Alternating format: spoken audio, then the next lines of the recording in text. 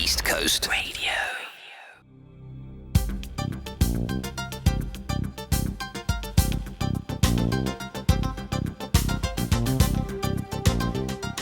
Let me start off by posing a question to all of you, okay?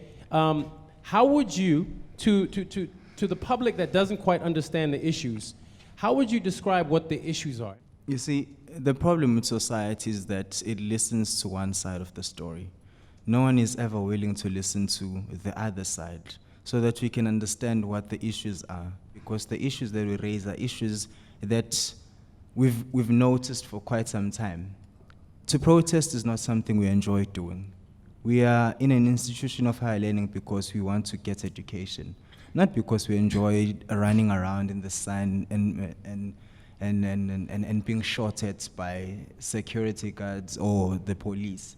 The reason why we end up going to mass demonstration is so that we can be heard. When you, Phat Joe, as a public figure, are saying students are senseless in their burning, students have, because that is how the general public is going to perceive it. It's going to be perceived as if it's these crazy barbaric kids who don't want to study. We do want to study. We pay money to study. We leave our homes at the comforts of our homes to go and stay in residences which our families believe are adequate for us to stay in and are conducive for learning. But when we find ourselves that we've been sold a dream and it's not actually happening, we try to raise those issues with management. And management agrees on some of those issues. The problem starts when it's time for implementation. You know, one of the things that we've been saying as SASCO through our SRC deployees is tighten security. Ne? We've had it on our memorandums for the past 3 years. Security for students on campus. Security for students on campus. Now, when it's then asked who banned, we then say that we've been asking for more security details. And the lack of security details means that you cannot find out who has banned. These things of banning have opened an opportunity for us as black students to realize the racism that is in our society. I'm saying so because you are going to find references such as these baboons should go back to the cave, these baboons are barbaric, and all of those things. Now, when you look at those things, it will tell you that the black man is still seen as an animal. The black man is still seen as a person who cannot behave. In fact, us as black students should behave. And as you said, we are privileged to be there. But how did education become a privilege? The important part of this is that the racism in our society has been ignited by this, everything that is happening, because it shows us that there's a category where these students who are said to be banning, they belong to. Because in everyone's mind, even in your mind too, you may deny it now, but in your mind too, you had an idea that it's black students that are banning. You made the statement that I had black students in mind. I did not have any color students in mind. I also know that when I saw Fees Must Fall, I saw students of all different walks of life participating in that. I will agree with you, racism is still an issue out there, but I'm not gonna focus my life trying to change individuals' perceptions of me. I think to get psychologically to a place where you feel you could burn a building, it's a very profound place, and it speaks volumes of the alienation that you might feel for the university. I think that's a task for management, to create a university space where students feel ownership of the buildings and responsibility of the buildings. Right. There's a feeling that whenever there are these protests, they end up being violent. And obviously the blame is generally put on the students. It's not put on the police, it's not put on outside forces.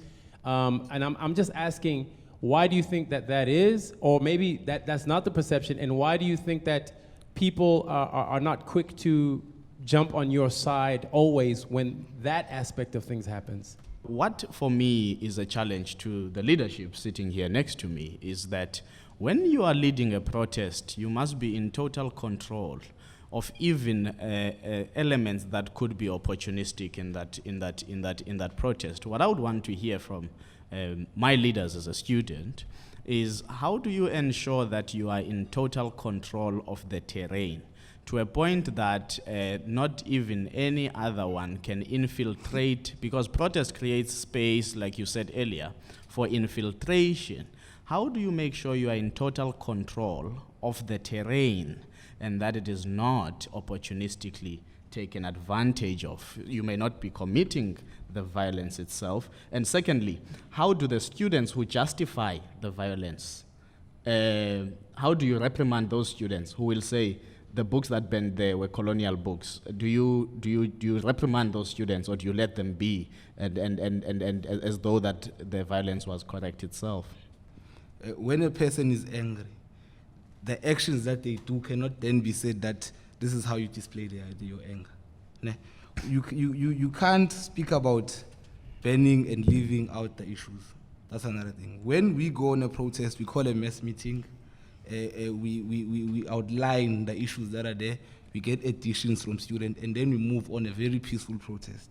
Now, how do we then ensure who becomes part and parcel of a protest? You yourself, Comrade Lukona, as a non-member of the organization, you can come and join the protest. How then do we ensure that how you behave in that protest coming from whatever organization? We have no control of how you behave when you join our protest, because it's a student protest led by an organization.